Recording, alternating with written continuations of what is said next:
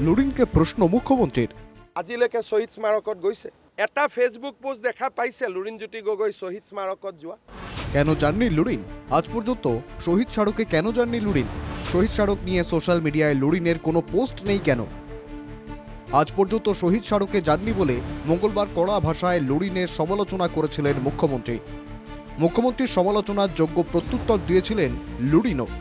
এরপরই অতি আগ্রাসী মুখ্যমন্ত্রীর অত্যন্ত গুরুতর অভিযোগ, এওঁলোকে কেতিয়াবাই বিক্রি হৈ গ'ল। আজি কেইদিন হ'ল লুৰিনজ্যোতি গগৈক শহীদ স্মাৰকত যোৱা দেখিছে? কেতিয়াবা আন্দোলনৰ শহীদৰ কথা কোৱা দেখিছে? নিজেকে বিক্রি করে দিয়েছেন লুরিন। সে অনেকদিন আগেই সাফ কথা মুখ্যমন্ত্রীর। কেন যাননি লুরিন? কেন?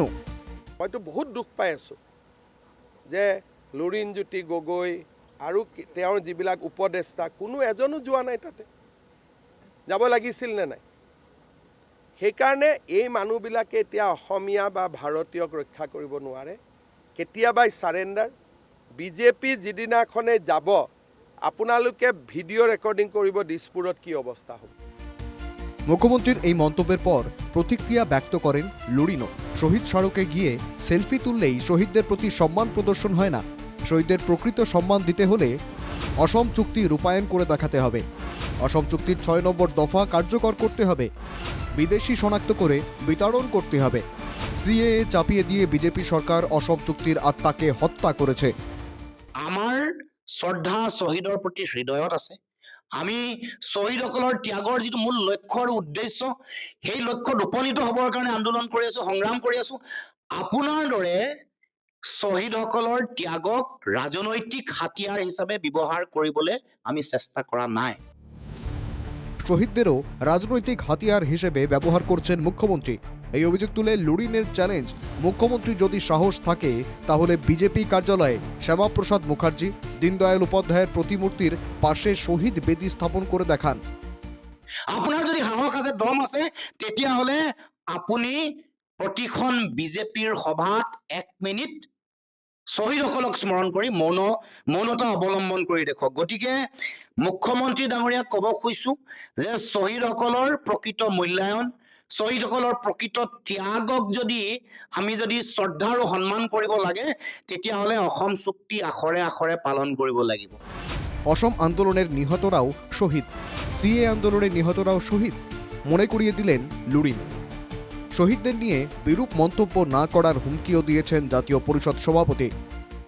আপুনি এজন হিমন্ত বিশ্ব শৰ্মা, যিজন শ্ৰীমন্ত বিশ্ব শৰ্মাই পবিত্ৰতাৰে অন্বেষণ কৰি থকাৰ সময়ত পিছ দুৱাৰেদি গৈ আপুনি কংগ্ৰেছৰ লগত হলি গলি কৰি সেই সময়ত গুৱাহাটী লতাশিলত খোৱা যি অন্বেষণৰ কাৰ্যসূচী, আমাৰ অন্বেষণৰ কাৰ্যসূচীত আপুনি সৰ্বানন্দ সোণোৱাল আৰু সমুজ্জ্বল ভট্টাচাৰ্যৰ নেতৃত্বত চলি থকা ছাত্ৰ সন্থাক আপুনি বিশ্বাসঘাতকতা প্ৰতাৰণা কৰিছিলে, যাৰ কাৰণে আপুনি আছুৰ পৰা বহিষ্কাৰ হ'ব লগা হৈছিলে। শ্যামাপ্রসাদ মুখার্জির প্রতিমূর্তির কাছে শহীদ বেদি স্থাপন করে দেখান। লুরিনের এই মন্তব্যেও প্রতিক্রিয়া ব্যক্ত করেছেন মুখ্যমন্ত্রী। একদম সৰু কথা, অহাকালি লগাই দিব পাৰোঁ, এইটোত কোনো কথা নাই। শ্যামাপ্ৰসাদ মুখাৰ্জীৰ কাষত অসম আন্দোলনৰ শ্বহীদক শ্ৰদ্ধাঞ্জলি জনোৱা সেইটো কোনো প্ৰত্যাহ্বানৰ কথা নহয়। কিন্তু তেওঁ প্ৰত্যাহ্বান জনোৱা মানুহজনে হজৰত মহম্মদে কি কৈছিল যে নিজে মিঠাই খোৱা বাদ দিয়াৰ আগতে, বেলেগক পৰামৰ্শ দিয়াৰ আগতে নিজে মিঠাই খোৱাটো বাদ দিয়ে। মুখ্যমন্ত্রীর মুখে এবার হজরত মোহাম্মদের বাণী, লুরিনকে পাল্টা চ্যালেঞ্জ। লুৰিনজ্যোতি গগৈয়ে আমাক পৰামৰ্শ দিয়াৰ আগতে শ্বহীদসকলক হত্যাকাৰী কংগ্ৰেছ দলৰ লগত এলায়েন্স নকৰোঁ বুলি কৈ দিয়ক।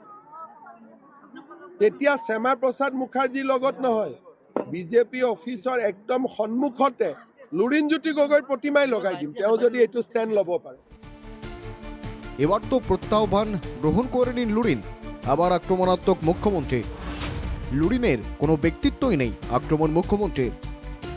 নির্বাচনের দিন যতই এগিয়ে আসছে ততই প্রকট হয়ে উঠছে হিমন্ত লুরিন বাকযুদ্ধ।